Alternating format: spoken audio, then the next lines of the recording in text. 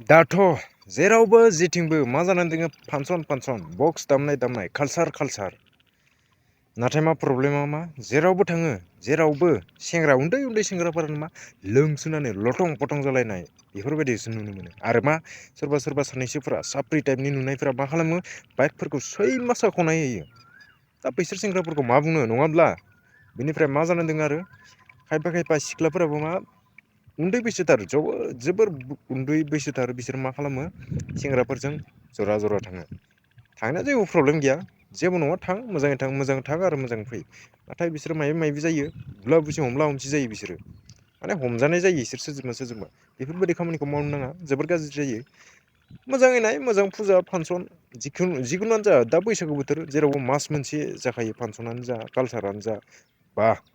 फुजा मेलाफोरानो जा फुरा मास मोनसेथ' जाखागोन गोबां गाज्रि जाथायफोर जालाङो नाथाय बेफोरबायदि जाथायफोरा जानो नाङा बेनि थाखाय आं गुरै खावलायनो सानो गासैबो सेंग्राफोरा बाहाय मोजाङै लोङै जायोबाबो मोजाङै थां मोजाङै फै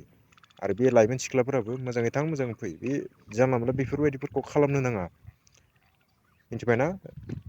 गोबां गाज्रि जायो बेफोरो उन्दै बैसोआवनो बेफोरबायदि जायोब्ला बदनाम जायो बेनिखायनो एसे गावनि रेसपेक्टखौबो लाखिनानै फैफिनब्लानो जाबाय बेफोरबायदि आरो